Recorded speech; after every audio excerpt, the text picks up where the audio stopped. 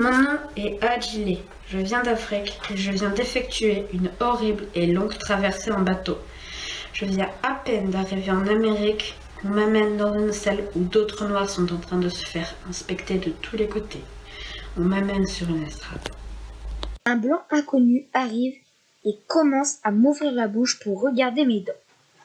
Cela ne me plaît pas du tout, mais je crois que je n'ai pas le choix.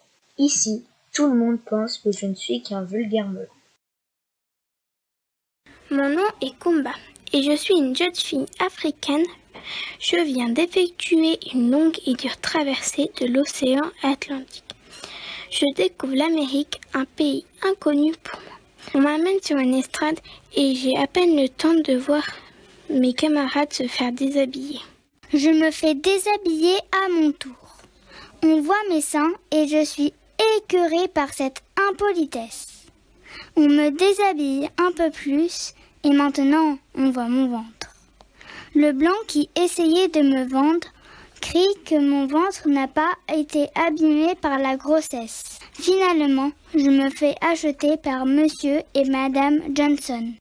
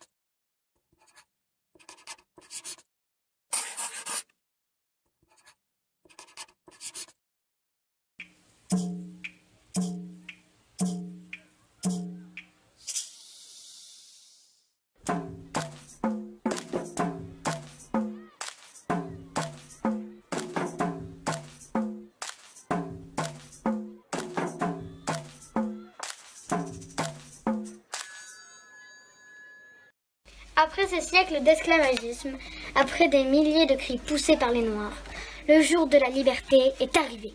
Comme ça, d'un coup. Parole d'esclave. Je suis libre. Hier, on m'a maltraité, on me fouettait et maintenant je suis libre. Qui va me libérer de ce lourd fardeau?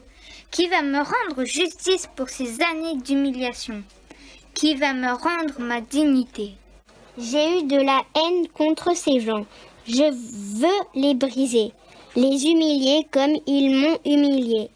J'ai mal et tout le monde s'en fiche. Pendant que mes maîtres restaient sur un pacanier à me regarder, mes frères et moi, nous travaillions encore et encore. Ces maîtres qui me rabaissaient sans cesse, qui faisaient claquer leur fouet contre mon dos, ne seront jamais jugés pour le mal qu'ils ont fait. Parce que ma peau est noire, j'ai été traitée comme une chose à laquelle on ne fait pas attention, comme un jouet que l'on peut briser. Lorsque je ne fonctionne plus, on me remplace. Chers anciens esclaves, désormais libres, nous venons de découvrir ce qu'il vous est arrivé, ce que nos ancêtres vous ont fait. On a appris qu'aujourd'hui, que l'esclavage à la traite des Noirs avait été qualifié de crime contre l'humanité. L'humanité, c'est nous, des hommes, des femmes, des enfants, des blancs, des noirs, des grands, des petits, des beaux, des laids, des gentils et des méchants. L'humanité a été déchirée par un crime commis contre vous. On vous a déraciné, arraché à votre maison. Mais ça fait plus de 170 ans que c'est fini. À quoi ça sert aujourd'hui de dire que c'est un crime contre l'humanité? Dans la cour, quand quelqu'un me fait mal, je vais le dire aux maîtres et aux maîtresses. Celui ou celle qui m'a fait mal est fâché et il ou elle me présente des excuses.